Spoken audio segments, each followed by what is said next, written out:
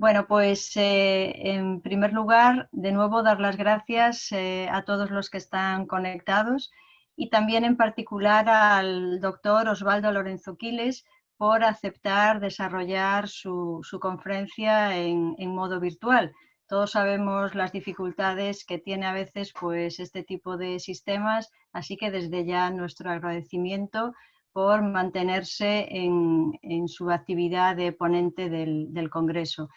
Es muy fácil presentar a una persona con las características del doctor Osvaldo Lorenzo Quiles, porque cualquiera de ustedes con poner su nombre en internet pues van a encontrar muchos de sus trabajos, desde luego bastantes más de las actividades y de todas sus acciones en el campo de la investigación que yo les pueda contar ahora, básicamente porque si se las cuento todas le va a quedar muy poco tiempo a él para desarrollar su ponencia. Así que únicamente voy a destacar algunos aspectos que creo que pueden ser interesantes para el público que nos acompaña en el Congreso, en el CIAC, como decíamos, un congreso específicamente de investigación cualitativa. Osvaldo Lorenzo Quiles es doctor en Ciencias de la Educación desde el año 2003 por la Universidad Nacional de Educación a Distancia y además merece la pena señalar que ha obtenido un premio extraordinario por su trabajo de tesis doctoral. Desde hace más de 20 años ejerce como profesor investigador en la Universidad de Granada, en España.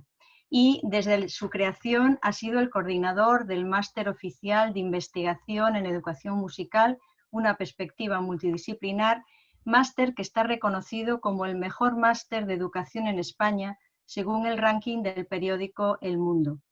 Pero además de esa faceta como docente, la de investigación me referiré más adelante, también merece la pena señalar su implicación en los cargos de gestión en la política universitaria. Ha desarrollado varios de ellos y en la actualidad es vicedecano de investigación, proyectos internacionales y transferencia en la Facultad de Ciencias de la Educación y del Deporte, en la que también ejerce de profesor.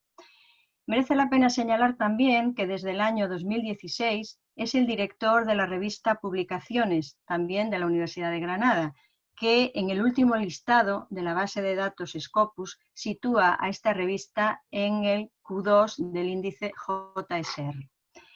Ha publicado, y empiezo ahora con una breve reseña de su actividad investigadora, ha publicado más de 80 artículos de investigación en revistas de alto impacto, indexadas en bases internacionales de reconocido prestigio. Varios de estos artículos versaban en asuntos relativos a metodología de investigación.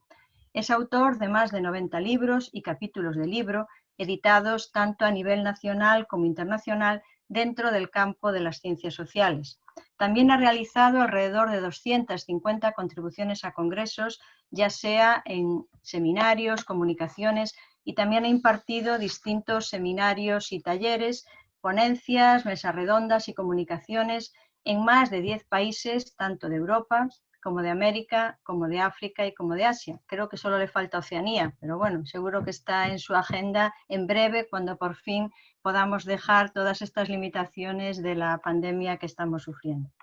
Ha realizado 35 estancias internacionales financiadas tanto por programas como Erasmus, como otros programas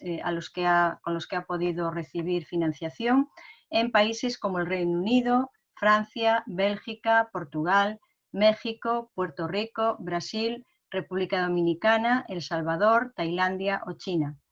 Ha dirigido 15 tesis doctorales defendidas por alumnos de Brasil, Puerto Rico, Colombia, México, España y Rumanía, y varias de esas tesis doctorales han supuesto amplios estudios internacionales que llevaban como eje conductor investigación de tipo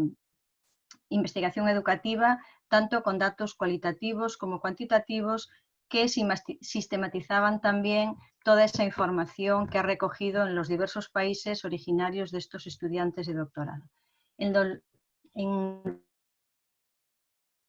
2003 obtiene el tercer Premio Nacional de Investigación Educativa a nivel del Estado español y merece también señalar que ha sido investigador principal, director de 16 proyectos y contratos, y que también ha participado en otros 38 proyectos tanto de carácter nacional como internacional. Como les decía, en todos estos estudios ha utilizado tanto metodología cualitativa como metodología cuantitativa y también ha desarrollado estudios de carácter mixto. Merece la pena mencionar, ya centrándonos en lo que es el ámbito de la investigación cualitativa, que ha coordinado a lo largo de más de 10 ediciones un seminario de metodología observacional y análisis cualitativo de datos en educación que se desarrolló durante la última década en la Facultad de Educación, teniendo como ponente principal a la doctora María Teresa Anguera, una colaboradora asidua y de excepción de este congreso, a la que también saludamos desde aquí y agradecemos todos los aportes que a todos y a todas nos ha hecho a lo largo de su dilatada trayectoria. Siempre nos ha ayudado ante cualquier consulta y cualquier duda. Y por terminar ya con la presentación del doctor Osvaldo Lorenzo Quiles, decir que ha trabajado con otros investigadores como Hunter Huber en la actualización de software de tratamiento de datos cualitativos, como es el caso de AQUAD. Y mencionar también que de los numerosos cursos y talleres, quisiera mencionar uno de los que yo he tenido ocasión de participar como coordinadora del evento y como asistente, uno que llevaba el sugerente título Perspectivas metodológicas en investigación cualitativa en educación, del lápiz y papel a la informática. Así pues, paso la palabra al doctor Lorenzo Quiles, no sin antes agradecerle de nuevo el estar con nosotros y el poder compartir toda la dilatada experiencia que a lo largo de sus años como docente, como investigador, ha ido desarrollando en el campo de la investigación educativa en particular y con la utilización de la metodología cualitativa de manera muy singular. Muchísimas gracias, doctor Osvaldo. Tiene la palabra. Muy bien, buenas tardes. Voy a intentar comenzando, con la presentación, abrirla. Vamos a ver. Compartir pantalla.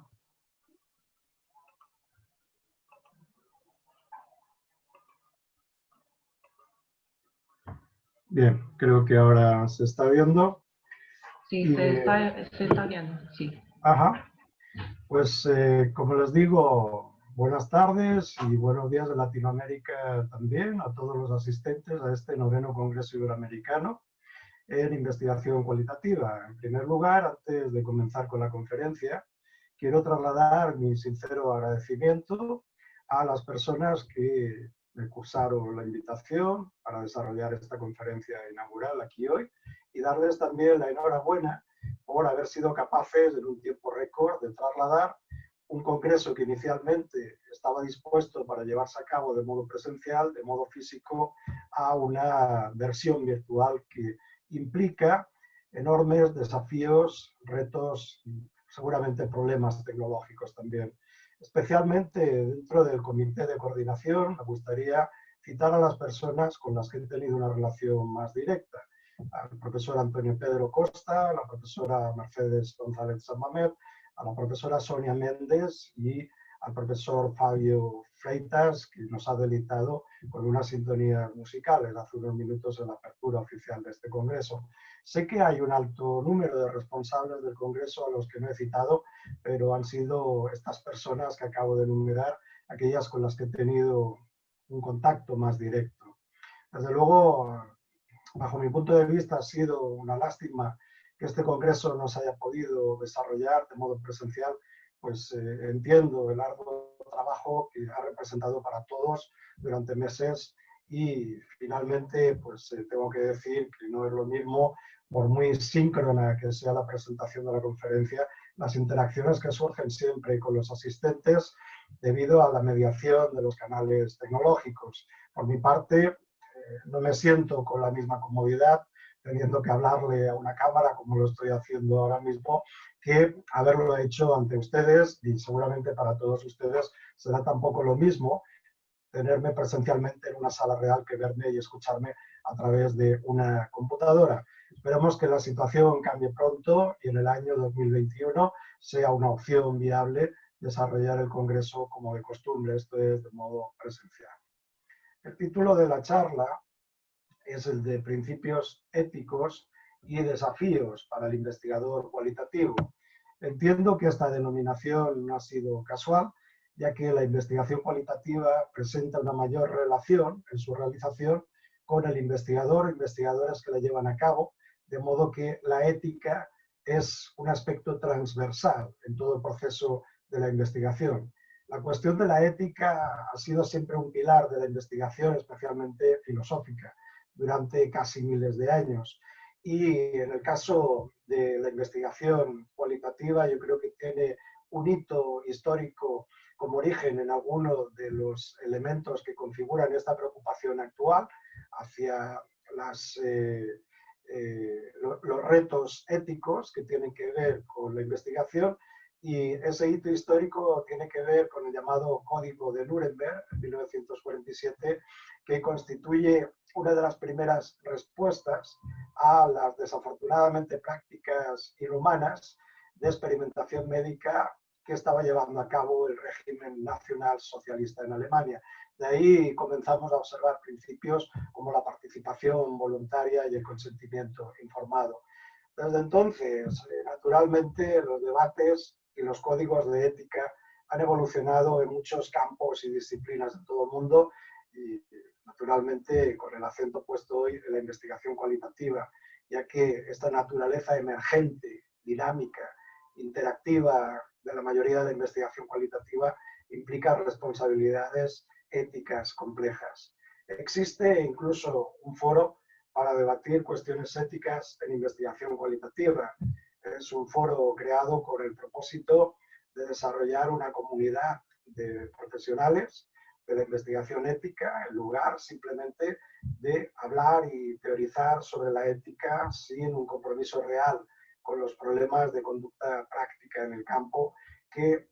permitan analizar cómo la investigación afecta a todos los involucrados en ella.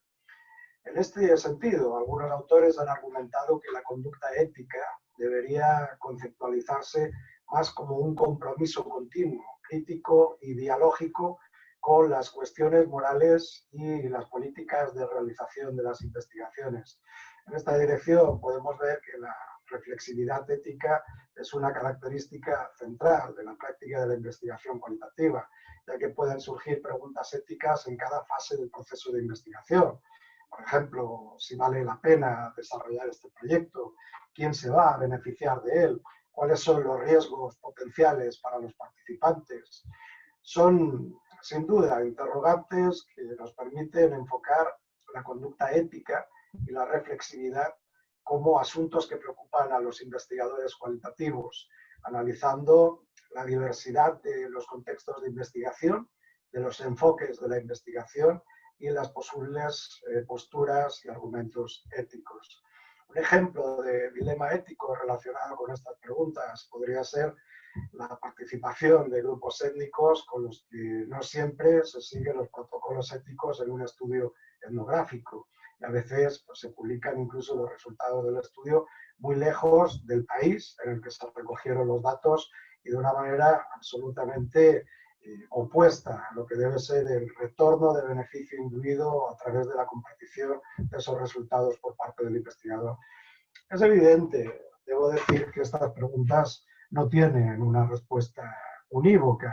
tienen respuestas fáciles y que son compartidas por la mayor parte de los investigadores dentro de este paradigma cualitativo, pero también dentro de la investigación cuantitativa, es decir, son de aplicación general a la ciencia y guardan relación con el valor de verdad y de justicia en el contexto social de la producción de conocimiento científico y de su aplicación a las necesidades sociales. Wiles en 2013 ya opinaba que los problemas, los métodos y la comunicación y divulgación de la investigación cualitativa plantean algunos conflictos adicionales, ya que la ética en este tipo de investigación es consustancial a los diferentes procedimientos y herramientas que caracterizan el paradigma de este tipo de investigación. ¿Por qué ocurre esto? Pues por una parte, debido a que hay un claro foco de atención hacia el paradigma cualitativo desde las ciencias sociales y humanas, lo que sitúa el centro de interés de esta metodología en la solución a los problemas que las personas tenemos en nuestros contextos cotidianos. Es en este ámbito donde con mayor frecuencia se ha aplicado la investigación cualitativa y la complejidad ética, por tanto, es notable, ya que el investigador está condicionado por numerosos elementos intrínsecos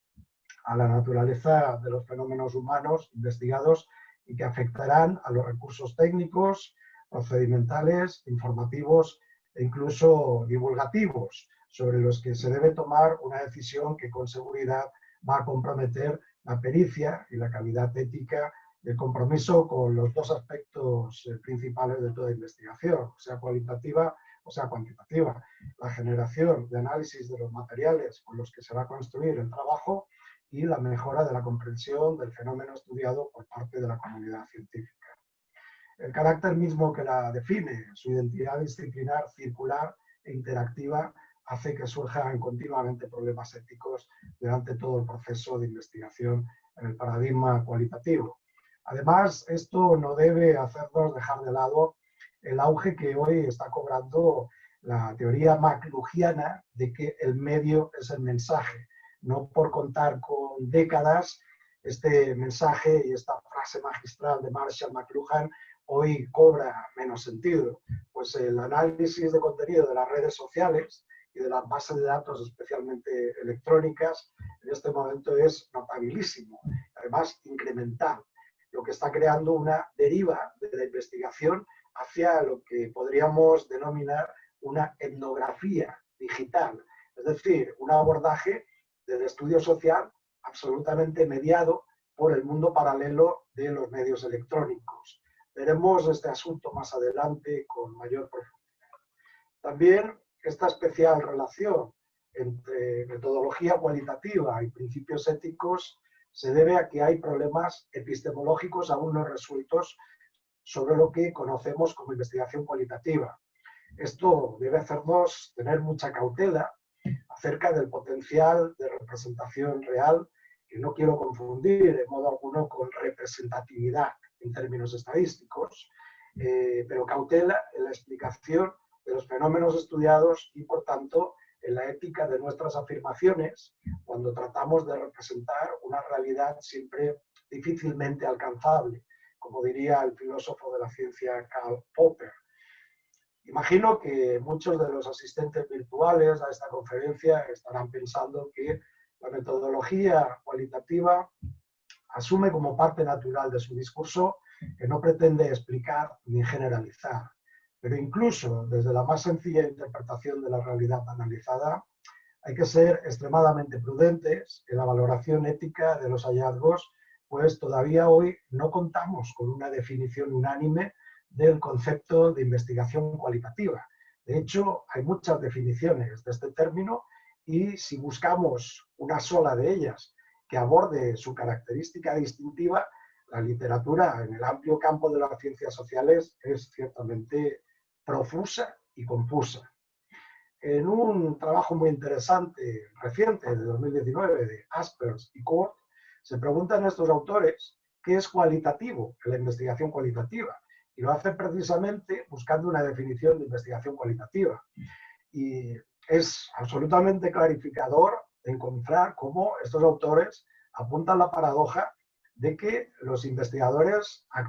siguen actuando como si supieran de qué se trata, pero no pueden formular una definición coherente de metodología cualitativa y que de alguna manera esté normalizada por la comunidad investigadora internacional. Y todos estaremos de acuerdo en que proporcionar una definición clara de lo que pueda ser investigación cualitativa nos ayudará a mejorar el trabajo que hacemos. Afirman también autores de referencia en esta dirección, que estoy siguiendo, como Strauss y Corbin, en fechas no tan antiguas, en el año 98, que el problema es que la metodología cualitativa puede significar cosas distintas para personas diferentes y resolver esto no es sencillo. En este sentido también, Hammersley, uno de los autores de referencia internacional en investigación etnográfica, plantea 5 amenazas para la credibilidad de la investigación cualitativa, quizá como consecuencia de ese estado no definitivamente alcanzable o definitivamente alcanzado de desarrollo científico, disciplinar y conceptual de la metodología cualitativa.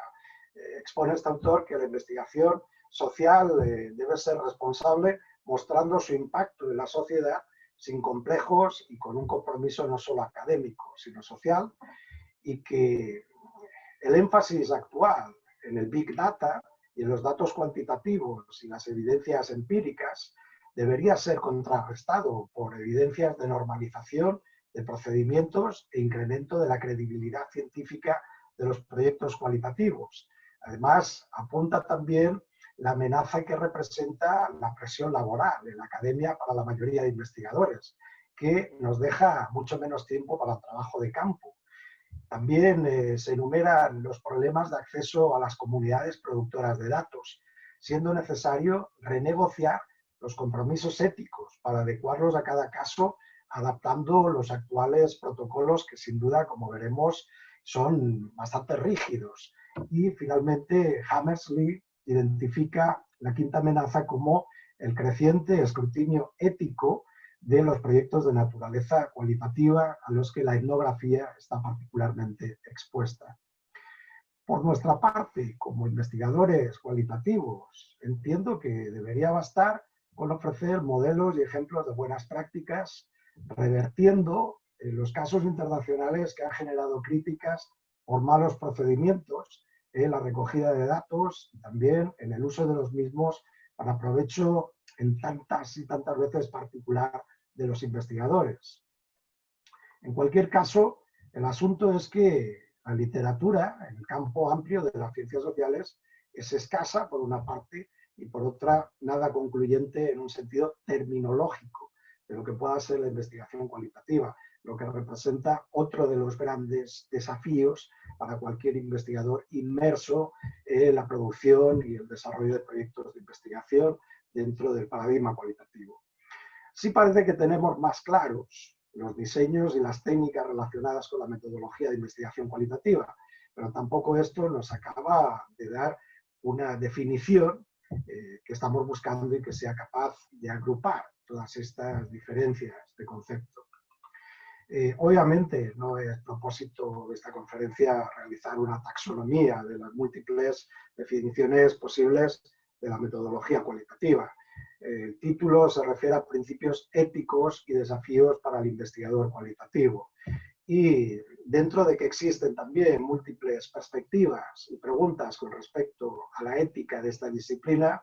pues trataremos de apuntar algunas de las líneas fuerza que en este momento identifican esos principios éticos y esos desafíos para el investigador.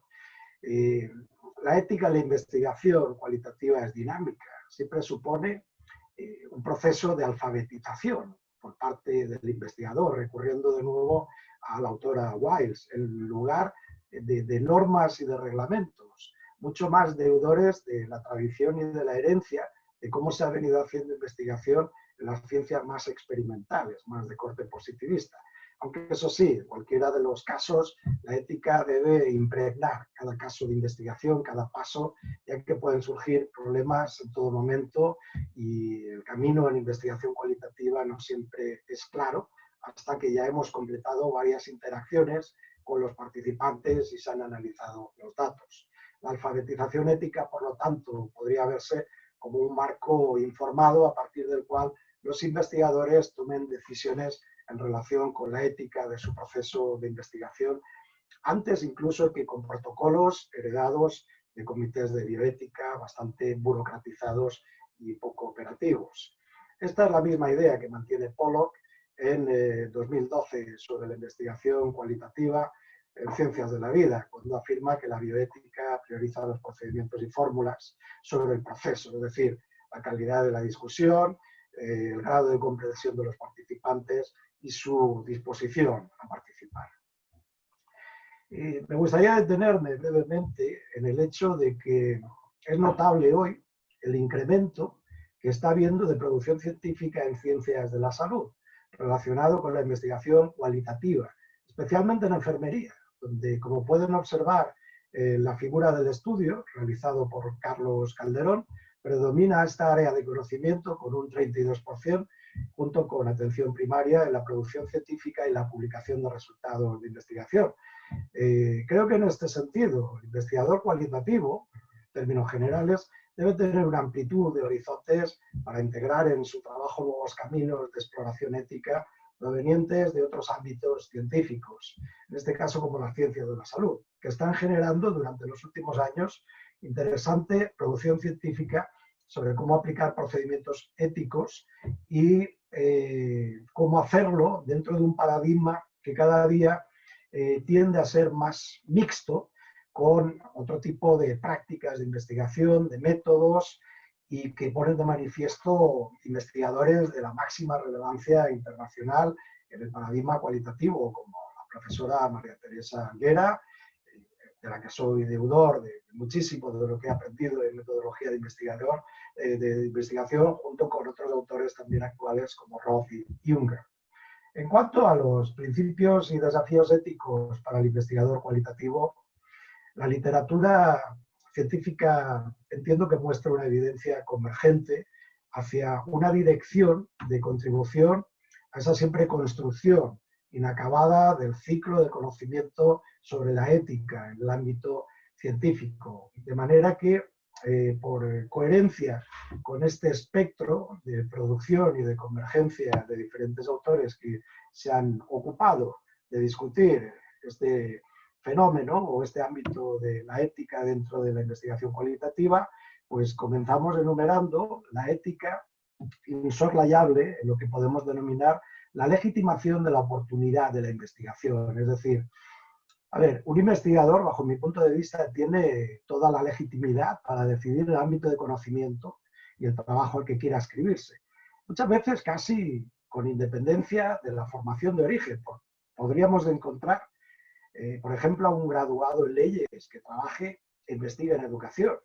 De hecho, he conocido un número importante de casos en este sentido, más en Latinoamérica, y debo decir que la perspectiva con la que entiende la realidad del mundo educativo y de la investigación en educación es interesante. Lo que ya no me parece tan legítimo, tan ético, y es algo que ocurre con frecuencia, es que se orienten de forma oportunista los trabajos de investigación, aprovechando momentos de crisis como el que acabamos de vivir y todavía continuamos viviendo en relación con la pandemia derivada del virus COVID-19. Parece que hoy todo deba llevar este apellido de COVID-19, si no, pues el producto de investigación está huérfano de oportunidad y, lo más peligroso, de necesidad.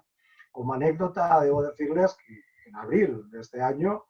esta situación pues, le costó la dimisión al presidente del European Research Council, el Consejo Europeo de Investigación en Europa, el profesor Ferrari, que proponía como línea prioritaria de reorientación de los proyectos de investigación en toda Europa el que debieran dirigirse preferentemente hacia la investigación vinculada al COVID-19. A ver, es verdad que el término acumula en este momento billones con B de búsquedas en Google. Pero evidentemente la investigación se tiene que hacer de abajo arriba. Y el único criterio de concesión de la excelencia de la ciencia debería ser no la oportunidad ni el interés económico, sino más bien la flexibilidad que deba tener el investigador para realizar proyectos en lo que denominamos la frontera del conocimiento. Esas líneas difusas que pueden inaugurar espacios de oportunidad todavía no conquistados por ideas que no están ciertamente dibujadas en un 100%, pero que nos permiten intuir hacia dónde puede desarrollarse el futuro de la ciencia de una manera más creativa y más flexible. Además, me parece también peligroso lo que está ocurriendo con el discurso que están trasladando los medios de comunicación hacia la sociedad en términos de investigación. Parece que todo lo que no tenga que ver en este momento con ciencias de la salud, con investigación sobre virus, epidemias, no tenga casi valor o sea muy residual. Bueno, yo me pregunto qué hay de la investigación psicosocial, de la investigación educativa, sin la cual difícilmente vamos a poder crear y construir vocaciones de formación de lo que luego van a ser nuestros científicos. ¿Por qué no hablar, además, de la orientación en este sentido absolutamente brutal de la industria farmacéutica, de cómo orientan las líneas prioritario de trabajo en función de los intereses económicos, y esto, desde luego, no puede ser tolerable. Bien, en cuanto a la responsabilidad ética y los desafíos en la formación disciplinar en el ámbito específico en el que estamos desarrollando nuestra investigación y también en la formación con métodos y técnicas de investigación cualitativa, debo decir que no me refiero solamente a que no sea ético dedicarse a la investigación cualitativa si no se cuenta con suficientes credenciales, con titulaciones académicas, que son por supuesto muy importantes, pero no lo son menos las habilidades y las competencias de un ámbito disciplinar, como es la metodología de investigación, en este caso cualitativa, que necesita cualquier egresado, por muy brillante que haya sido esa acumulación de evidencias, de credenciales. Especialmente en metodología de investigación, no son muchos los grados universitarios que forman de modo suficiente en este ámbito, y a veces pues, el estudiante no recibe más que un barniz ciertamente superficial. Imaginemos, por tanto, un graduado o un investigador que quiere realizar investigación cualitativa, y lo que debería hacerse de forma honesta son preguntas de si cuenta con las competencias básicas adquiridas en investigación, que en muchas ocasiones, como vamos a ver inmediatamente, no solo son competencias duras de tipo técnico, sino también competencias blandas y relacionadas con los valores. Valores que, junto con estas habilidades más específicas, deben estar presentes en el investigador para garantizar una conducta ética en la investigación cualitativa, que muchas veces se nos escapan y son igual de importantes que las habilidades técnicas. Vean, por ejemplo, en esta diapositiva, qué conceptos tenemos listados aquí, que claramente son valores y competencias blandas, pero que deben formar parte de esa mochila que debe en este momento poseer cualquier investigador, especialmente en el ámbito cualitativo. Amistad, liderazgo, austeridad, altruismo, tolerancia, voluntad, respeto. Desgraciadamente, pues hay que decir que no son habilidades o valores que abunden en este momento en general en una gran parte de la población, pero es deseable que en el caso de los investigadores de proyectos de tipo cualitativo, pues sí lo hagan. Además, no hay que olvidar, en este sentido, que en el centro de las competencias no están tanto los conocimientos y las habilidades técnicas, sino los valores, y deben ser estos los que orienten nuestros principios éticos. Bien, en cuanto a competencias ya más concretas que deban garantizar la ética del investigador respecto a su formación y desempeño técnico en el paradigma cualitativo, yo apuntaría esta pequeña taxonomía que me parece de bases y a la cual pueden ustedes aunar o sumar todas aquellas competencias, seguro que existen y que habrán detectado que son igualmente importantes, pero me parece relevante subrayar, aparte de la formación de base en un campo específico de conocimiento que acabamos de citar, y la formación metodológica,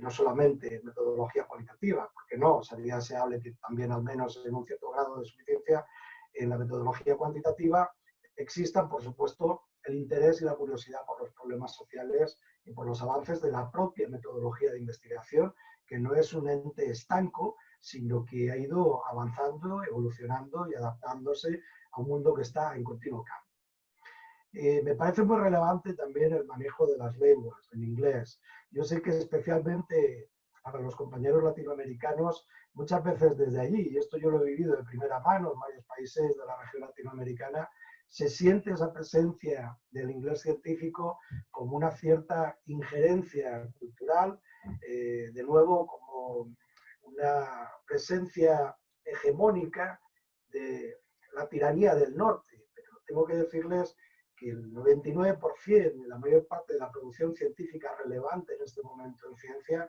está en las bases de datos y concretamente en inglés. Y esto nos lleva, evidentemente, a detenernos en la necesidad del acceso y del dominio a bases de datos especializadas, junto con el conocimiento de fuentes documentales, de formación de grupos, de capacidad de liderazgo para gestionar esos grupos y de debatir y discutir siempre en términos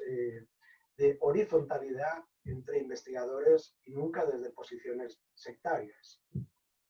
Este listado, les digo que merece una especial atención el acceso y dominio de las bases de datos electrónicas. Aquí tengo que ser también honesto, las bases de datos electrónicas en este momento imponen una cierta tiranía económica desde el momento en que el canon de acceso es prohibitivo, es inalcanzable para muchas universidades, instituciones de educación superior y centros de investigación. Esto es una gran paradoja. ¿Por qué habríamos de seguir este juego económico que nos imponen las grandes plataformas como Web of Science, Scopus, JSTOR, cuando están desarrollando un modelo de gestión de la ciencia que vulnera, yo creo que derechos básicos de autoría de la mayor parte de los investigadores que contribuyen con su trabajo y sus conocimientos tanto a producir ciencia, que se va incorporando a ese magma de la base de datos, como también a evaluarla. No olvidemos que las bases de datos se nutren del trabajo de miles, casi de millones de excelentes investigadores a lo largo y ancho de todo el planeta que están trabajando de forma gratuita para estas plataformas de gestión del conocimiento que a su vez, de una manera absolutamente desnaturalizada, mercadean con los productos que han creado los propios autores. Esto es, Web of Science, como ejemplo paradigmático de lo que estoy diciendo, ya saben ustedes que cobra un canon millonario a cualquiera de los países que quieran acceder a fuentes de conocimiento científico presente en su base de datos. JCR o Social Science Citation Index, Science Citation Index y las otras plataformas que tiene esta multinacional que está gestionada en este momento de forma coparticipada por China y por Canadá. Bien, pues como ejemplo de lo que estoy diciendo, les cito el canon que tiene que pagar la Fundación Española de Ciencia y Tecnología en mi país, que son 17 millones de euros, casi 19 millones de dólares, para garantizar el acceso a las diferentes universidades del país, que orbitan en torno a un número de unas 80, 85 universidades, tampoco es un número muy alto, para poder acceder desde sus grupos de investigación, profesores, investigadores noveles, estudiantes de doctorado, a las bases de datos. Por tanto, con la mayor de las ironías, debo decirles que habría que darle el premio Nobel de Economía a quien ha inventado este sistema, con el que no coincido en absoluto, pero que económicamente es algo así como la gallina de los huevos de oro. Bien, en cualquier caso, son importantes las bases de datos porque nos ayudan enormemente a situar nuestro conocimiento sobre las líneas de investigación. Nos ofrecen un conocimiento reciente en el tiempo y en un momento, en un tiempo de obsolescencia, también en las fuentes de consulta y en la ciencia, que está sujeta, al igual que otros órdenes de la vida cotidiana y de la vida ordinaria, a esta aceleración con la que transcurrimos en el día a día, pues necesita de recencia de las fuentes de consulta, porque si no, probablemente el conocimiento del que partamos para diseñar nuestros proyectos de investigación esté superado y no esté alineado con lo que en este momento es el conocimiento más reciente sobre la disciplina sobre la que queremos investigar. Además, nos permiten identificar de una forma pertinente los objetivos con los que vamos a construir nuestro trabajo de investigación y algo que me parece relevante también, y es que desmitifican absolutamente las ideas preconcebidas que durante muchos años hemos tenido acerca de dónde encontrar referencias de investigación válidas para construir nuestro marco teórico o para soportar la revisión de la literatura de la investigación que queremos realizar. Por ponerles un pequeño ejemplo, podríamos tener un magnífico artículo de investigación sobre enseñanza-aprendizaje en una revista de arquitectura. Y así a priori, pues una persona, un investigador que se dedique al mundo de la investigación educativa, puede no caer en que dentro de una revista de arquitectura exista esa contribución pertinente, relevante, para ayudarle a analizar, a examinar cuál es la influencia del entorno físico, del entorno incluso acústico que genera la distribución espacial del aula en los procesos de enseñanza-aprendizaje. Y esto es verdad que sí lo desmitifican las bases de datos desde el momento en que cruzan en millones de documentos con independencia del nombre que tenga la revista, sino que atienden más bien a la pertinencia de las palabras clave que están presentes en los artículos que queremos localizar para revisar la literatura científica. Y desde luego son un magnífico utensilio para realizar metaanálisis de contenido disciplinar. Por ejemplo, podríamos realizar una revisión de revistas en relación con tópicos de investigación pedagógicos, con el programa NVivo y tomando como punto de partida las revistas que les cito aquí. Pueden aparecer muchas otras, pero estas son relevantes y por tanto son pertinentes para un estudio de esta naturaleza. Higher Education, Research in Higher Education, Innovation, The Chronicle, etc. Bien, podríamos tomar como punto de referencia estas revistas y a partir del análisis de contenido de los artículos pertinentes, cruzar una búsqueda sobre cómo se da la relación temática de análisis semántico con el uso de esta herramienta que es NVivo o de otros programas similares entre el término investigación y los conceptos nucleares de esta investigación educativa, lo cual nos llevaría incluso a poder elaborar un listado de temas preferentes, pero fíjense con qué diferencia, con un metaanálisis que nos garantiza que estos temas son pertinentes, actuales, relevantes y están bien alineados con las líneas de investigación que en este momento identifican y capitalizan el discurso de la investigación educativa internacional. Además, todo este listado de habilidades enumerado, en el que me he detenido muy particularmente en el uso del inglés y de las bases de datos, quiero trasladarles que debe contextualizarse en el ámbito internacional y en el contexto multicultural en el que los seres humanos en el siglo XXI estamos habitando. Nuestra concepción de la ética en la investigación en este momento debe atender sin ambajes a lo que ocurre en el resto del mundo en materia de investigación cualitativa. Y les cito, por ejemplo, lo que estamos viendo en esta diapositiva, que es el mapa del metro de la ciudad de Londres, y les pregunto si se parece en algo a esta otra imagen. Evidentemente tiene un cierto parecido, pero este otro mapa ya no lo es de una ciudad, sino de todo el planeta. Y esto va a ser una realidad, una especie de metro que nos conecte en un tiempo récord a través de ese invento de ingeniería en transporte que se ha llamado el Hyperloop y que va a permitir, por ejemplo, cambiar completamente las concepciones que tenemos sobre investigar en conceptos naturales y de una manera etnográfica. Pues será posible trabajar in situ con personas reales en diferentes países en una nueva comunidad global, sin necesidad de recurrir a la realidad virtual.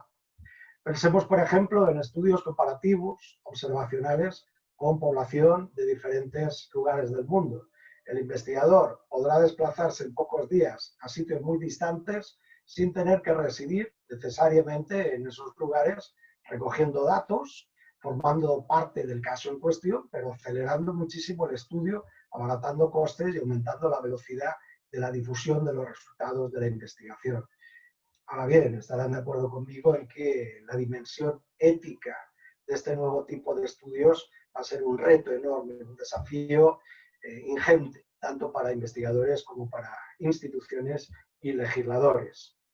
Un tercer principio ético es el del respeto a las normas establecidas en los diferentes organismos nacionales e internacionales sobre ética en la investigación. Casi todas las instituciones públicas y privadas en el mundo exigen la autorización de los comités de ética oportunos y muchas revistas científicas piden una declaración de los protocolos seguidos en este sentido por el estudio que se desea publicar. Es aquí donde hacen su aparición los llamados comités de ética, a los que debe acudirse antes incluso de la realización del estudio. La estructura habitual de dichos comités tiene una clara relación con la agrupación de ámbitos de conocimiento y con el tipo de participantes y materiales que se van a estudiar. En el caso concreto de la universidad a la que pertenezco, la Universidad de Granada en España, nosotros contamos con 3 comités de ética, cuya función es velar por el cumplimiento de la legislación vigente sobre principios éticos y respetar en investigación los distintos supuestos y normativas para el conocimiento general de los investigadores. De manera que tenemos el Comité de Ética en Investigación Humana,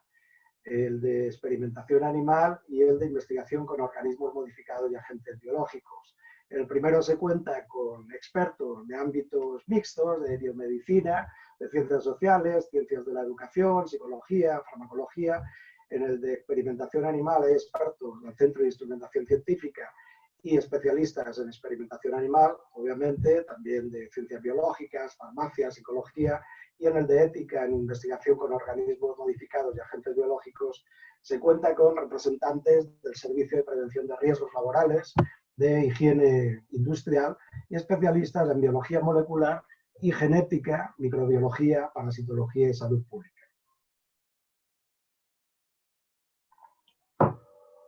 En cualquiera de los casos de acudir a uno de estos comités de ética, previamente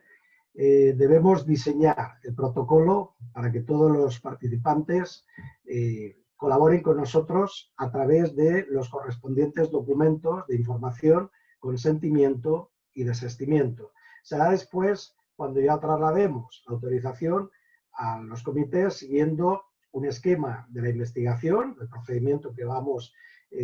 a seguir, y un documento de consentimiento informado en el que se establecen los términos del estudio, los riesgos que conlleva la participación, el derecho de desistimiento de la persona participante, su derecho también a conocer los resultados y un largo etcétera de consideraciones éticas. Con independencia del tipo de proyecto, como estamos diciendo, es necesario, antes incluso del consentimiento informado de los participantes, dar un documento de información a los participantes y colaboradores que deben leer, entender y firmar. Aquí les traigo un ejemplo de dicho documento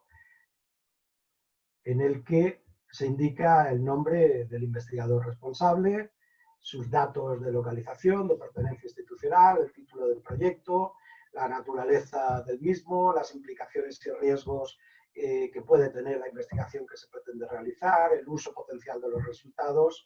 y las medidas para asegurar una compensación adecuada si surgiese algún tipo de daño o molestia causada por la investigación. Es común también enviar una solicitud junto con el informe del proyecto que debe contener datos de todo tipo. Ejemplo de redacción sería este que tienen aquí, donde aparece el investigador principal, la relación de investigadores que van a colaborar en el proyecto, así como referencias a hipótesis, objetivos, soporte bibliográfico que se ha seguido, producción previa de los investigadores relacionadas con el tópico de estudio, y ya finalmente se presenta el consentimiento informado. Como ejemplo de redacción les traigo este, que también pertenece a la Universidad de Granada, pero que aúna diferentes modelos de consentimiento que uno encuentra en distintas universidades y centros de investigación. Hay que hacer notar en este caso que el consentimiento informado conlleva también una responsabilidad para los participantes, no solamente para los investigadores, ya que estos deben afirmar y firmar también que van a decir la verdad de las respuestas dadas en el estudio. Otro asunto ético relevante es... Perdona, Osvaldo, ¿sí? Perdone, doctor Osvaldo, ¿sí? Es que por circunstancias de esta presentación virtual tenemos programada otra sesión síncrona. Le ruego que en 3 minutos máximo, si pudiera finalizar, porque hay preguntas en el chat y tenemos que... Bien. Gracias, disculpe. Gracias, no importa. Bien, finalizando entonces, vamos a pasar algunas diapositivas. Debo decirles que me parece también que debemos significar la importancia ética de la difusión de los resultados en foros amplios, no solamente en congresos, y aquí hay que tener la suficiente valentía para reconocer que existen otras opciones metodológicas como los métodos mixtos. En ese sentido, he encontrado en mi vida como académico, como investigador, un alto número de colegas que de alguna manera muestran resistencia al cambio, especialmente más desde el paradigma cualitativo hacia el cuantitativo que viceversa, aunque bueno, en ese sentido también habría que decir otras cosas, ¿no? Pero quiero poner como ejemplo las diferencias de autores que en un momento determinado, pues como pasó con Stake en el año 95, pues es mucho más purista y mucho más resistente a aceptar que pueda haber una combinación de métodos mixtos junto con el paradigma cualitativo y que nos acerquen al cuantitativo, y que 15 años más tarde, en el libro que tienen a la derecha, pues toma decisiones muy diferentes y anima a los investigadores a explorar esas oportunidades de los métodos mixtos, tanto cualitativos como cuantitativos. Creo que es el camino que actualmente deberíamos seguir. Como les decía al inicio, trabajamos en la frontera del conocimiento y el conocimiento en este momento pertenece a un mundo bastante difuso y no menos líquido, ya saben, siguiendo esa teoría de Bauman. De forma que, finalizando ya y dando pie y sobre todo tiempo a que puedan interactuar quienes deseen de los contenidos principales de esta conferencia, planteando sus dudas y comentarios, pues yo voy a finalizar aquí, como me acaban de sugerir, y les traslado a todos mi agradecimiento por su atención, por su asistencia virtual, y también para los compañeros latinoamericanos, especialmente de Brasil, pues obrigado pela súa atención. Muchas gracias, y aquí acaba mi intervención.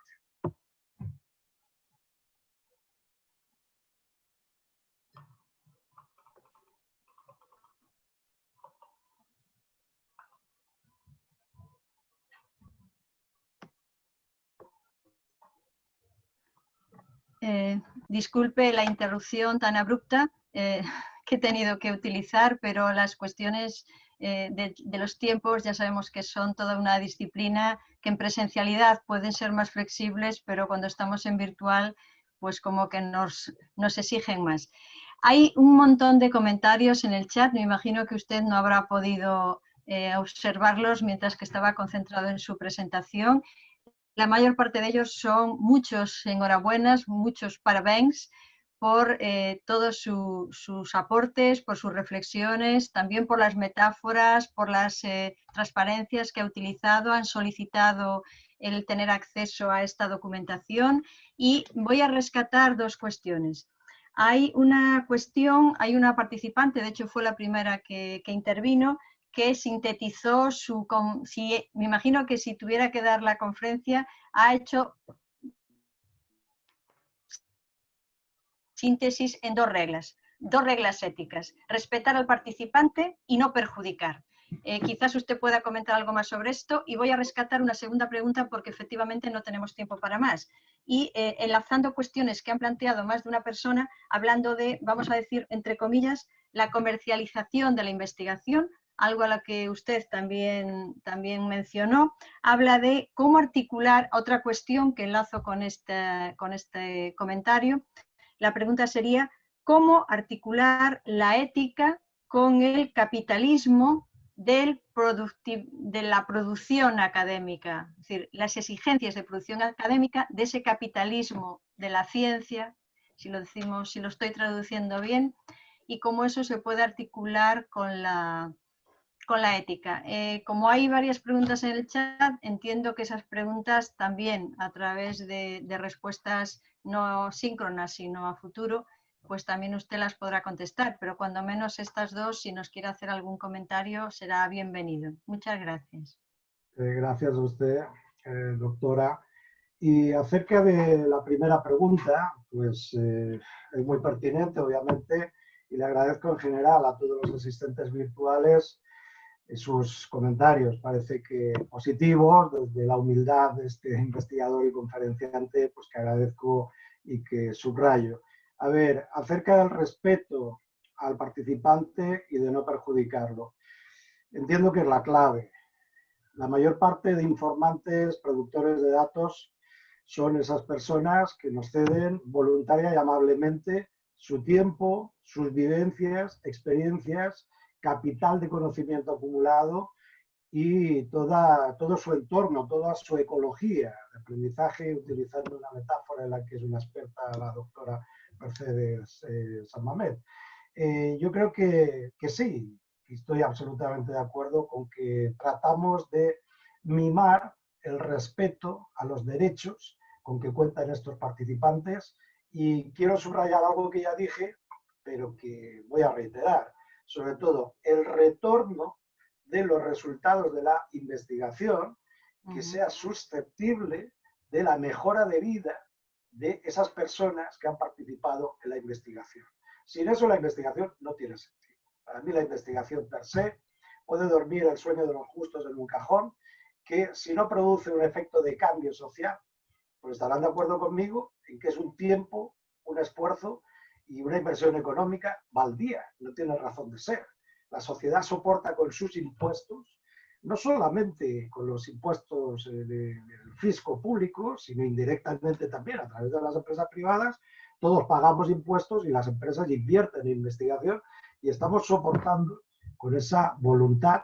y con esa contribución económica lo que sucede con la investigación. Y ahí el foco de atención deben ser los participantes. Estoy de acuerdo en que no podemos perjudicarlos, más bien al contrario, mimarlos. Acerca de la comercialización de la investigación, pues estoy también, como no puede ser de otra manera, en absoluta coincidencia con esta afirmación de que la investigación en este momento supone un enriquecimiento ilícito de determinadas plataformas internacionales de gestión de la información científica, y bueno, pues ya hay países que están empezando a revelarse. Si no recuerdo mal, me parece que era Suecia, que hace unos años decidió no pagar el canon de acceso a la plataforma Scopus, que suponía para sus universidades y para sus centros de investigación un montante de unos 6 millones de euros. Pues ahí entraron en una cierta discusión y finalmente yo creo que acabaron no pagando. Es decir, que mecanismos hay, aunque no son nada fáciles, porque han sabido crear un paquete de información científica muy necesario para la retroalimentación de la construcción de todos los proyectos de investigación. Con lo cual, es muy difícil sustraernos a esa comercialización de la investigación científica y de la divulgación encriptada en la Internet no visible de los resultados de investigación. ¿Y cómo articular una combinación de la ética con el capitalismo? Pues, a ver, no es fácil responder a esta pregunta. Entiendo que la ética nos está demostrando la actuación de muchos ciudadanos de a pie, de muchos investigadores en el siglo XXI, que debe prevalecer incluso sobre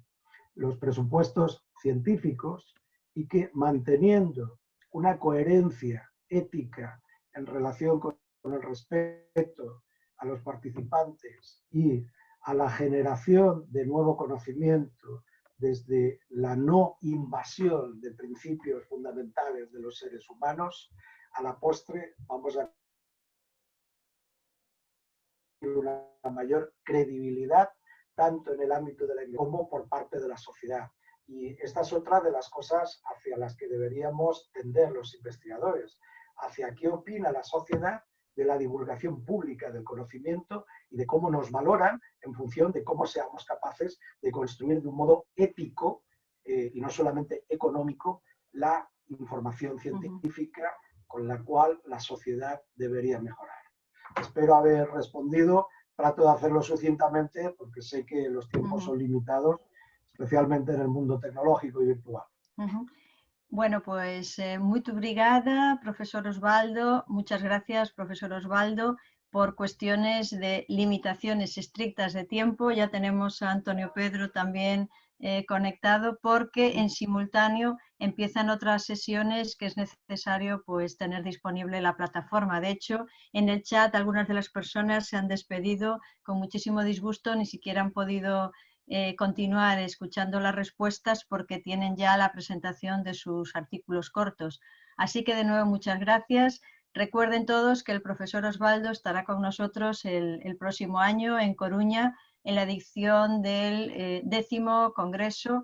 2021. Así que quedamos pendientes para esas otras preguntas. Cualquier otra cuestión a través de su correo electrónico también está accesible para continuar debatiendo y aprendiendo en torno a las cuestiones éticas, pero en general a cualquier elemento que tenga que ver con la mejora de la investigación cualitativa. Muchísimas gracias. Un saludo. Gracias a ustedes, doctora, comité organizador. Ha sido un placer y esperemos que el año que viene yo tomo ese testigo, pero a ver si se produce de una manera presencial. Esperémoslo.